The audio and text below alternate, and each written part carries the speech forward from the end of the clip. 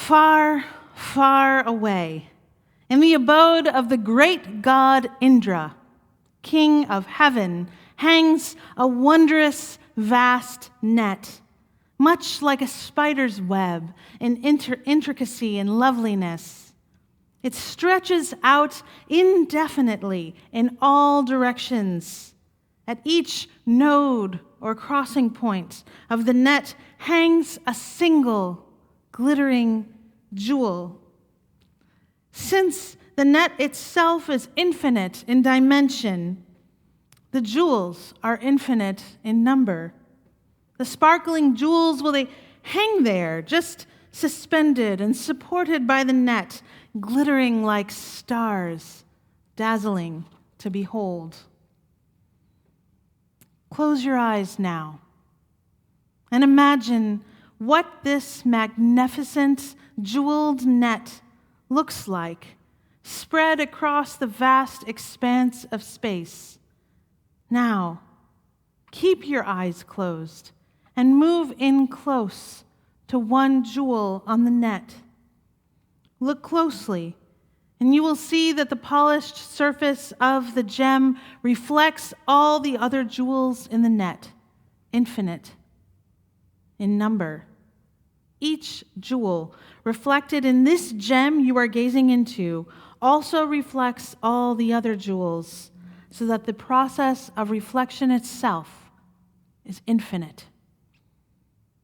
Now, open your eyes and know that you are a sparkling jewel in Indra's net, as is every person around you. Realize, too, that the infinite reflections speak to the illusory nature of appearances. Appearances are not, in fact, reality, but are only a reflection. The true nature of a person is not to be captured in their appearance. However powerful that appearance might be, it is yet only a reflection of what is real.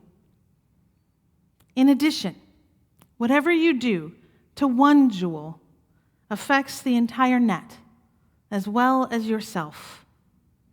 You cannot damage one strand of a spider web without injuring the entire web. You cannot damage one strand of a web that is the universe without injuring all others in it. This can work for good or ill because, of course, just as destructive acts affect the entire net, so do loving, constructive, compassionate acts affect the entire net. A single helpful act of affirmation or kindness will send positive ripples across the infinite net, touching every jewel, every person in existence. This is the Buddhist conception of the universe in a single image of Indra's net. What we see is only a reflection of what a person is.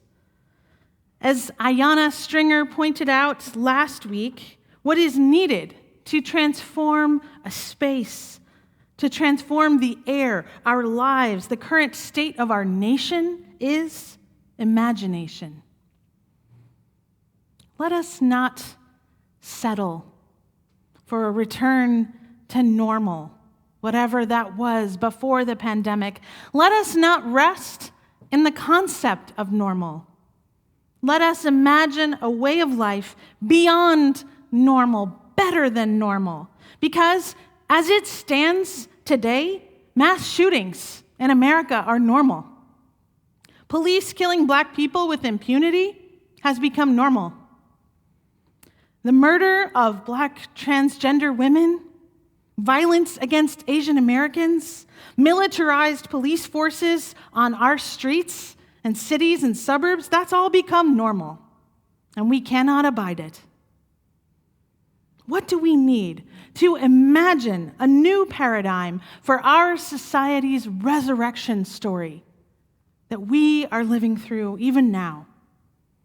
Let us take a closer look at what may seem strange, and let us trouble that notion of strangeness. So when someone suggested we do a worship service on normalizing queerness, I felt it would be more queer to queer normalcy. Theologian Patrick Cheng, in his seminal text, Radical Love, suggests the idea of queerness. It's a self-conscious embrace of all that is transgressive of societal norms, particularly in the context of sexuality and gender identity, but also beyond. It is best understood as a verb or an action. That is, to queer something is to engage with a methodology that challenges and disrupts the status quo. To queer something is to turn convention and authority on its head. It is about seeing things in a different light and reclaiming voices and sources that previously had been ignored or silenced or discarded.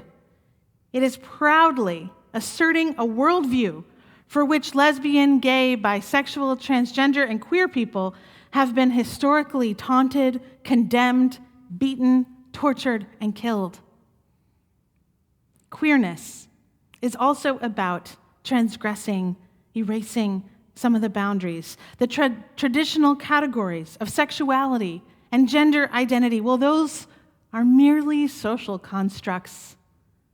Though these social constructs are deeply and powerfully ingrained in each of us from birth.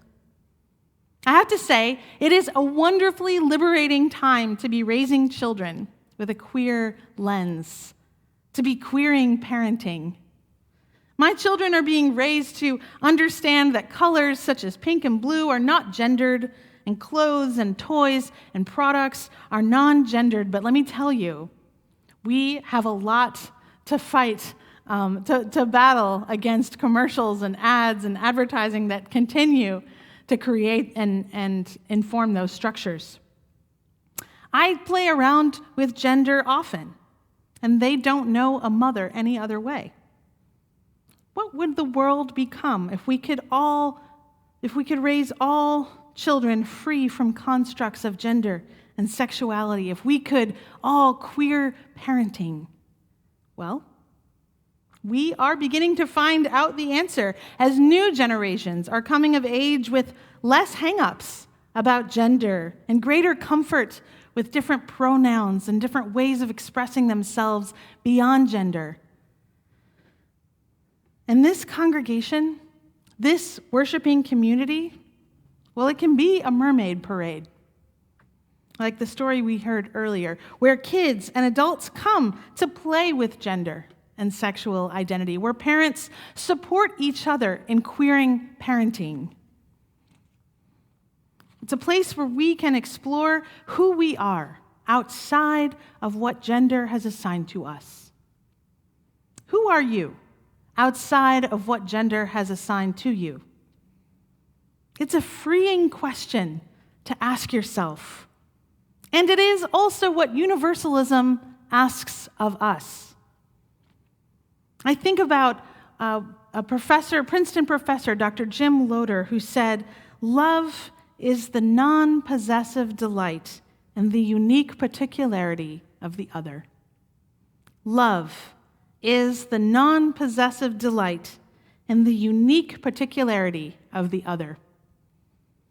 What if we could really delight in each other's unique particularity, rather than squinting to find some similarity and to make someone something that you already know, something you already understand? How can I be rigorously and vividly and authentically who I am? And how can I be passionately engaged in this life together with others in their vivid authenticity? The answer is to keep challenging yourself, to go far beyond tolerance and acceptance even, into radical love and radical curiosity for these identities. Because we are just not returning to a pre-pandemic world. We are remaking the world in love's image. And as we remake the world, where is the first place to begin? Where can we go to try on new expressions of ourselves? It's here. This is our mermaid parade. This place, UUCA, can be made in love's image, joyfully weird, transgressive, a creative and safe place to be bold and fierce, to be curious and not defensive.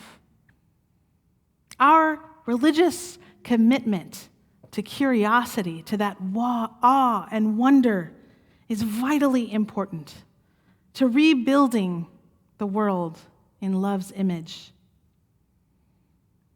You may have heard about this recent Gallup poll, came out just a couple of weeks ago, indicating that religious membership in the United States has now fallen to just 47% amongst those who were surveyed, representing less than half the adult population for the first time since Gallup began asking these questions more than 80 years ago. In 2018, 50% of adults who were polled said they belonged to a religious congregation, which was down sharply from the 70% who said so just in 1999, almost just 10 years or so, who said they belonged to a church, synagogue, or mosque. But the truth is, this has not been our experience at UUCA. And I think it is because we are queering church. Our commitment to stay imaginative, to stay curious, to stay vibrantly alive with justice and joy, this will give sanctuary to our resilient city, to our whole community, because I do believe young people, families, people at the end of their lives, all people are still seeking a community that can see them and love them as whole. A community where the world sitting in the pews reflects the world outside of the congregation's walls and all of its diversity, all of its full beauty, glory, complexity, and particularity, where all of us are seen, heard, and honored as whole. We are still the place where we rehearse the beloved community every Sunday, where we remember our commitment to live lives of curiosity, holy curiosity, gentleness, good works. If you think about it, the work of the monastics and the work of the scientists is essentially the same. It is always discerning truth as best you can and taking that seriously, rigorously, and at the same time, living in expectation of all you have yet to learn. Yesterday, at a conference called the Revolutionary Love Conference, Ruby Sales said, "The law and language of our hearts does not speak English, Mandarin, or Swahili. So, even words are too small for the bigness of our hearts, for the incandescent beauty of each and every jewel. So what does it matter if someone is he or she or they or them or Z or Zer or Veer or Faye or Per, or recently I heard Prince and I loved that. What does it matter? If we are people of awe and wonder, then our curiosity must lead us, not our judgment. We must be led by all that we don't yet know or understand, rather than being led by all we thought we knew. Love is the non-possessive delight in the unique particularity of the other. This is the rigor of rehearsing becoming the beloved community. To transgress what is expected or normal, perhaps what has even become natural. To love in the face of hatred. to be playful about the social construct of gender, and to acclimate ourselves to the incandescent reflection of the other, not as strange or scary or needing to conform, but as precious, reflecting deep, beautiful authenticity. As we rebuild our world anew, may we remake ourselves, too, as illuminated reflections of each other. May the strands of our beautiful, jeweled net hold strong. May we never be satisfied with normal. More is possible than we can ever imagine. That's the good news. So that together, may we fly free, defying even gravity. May it be so. Amen. Amen.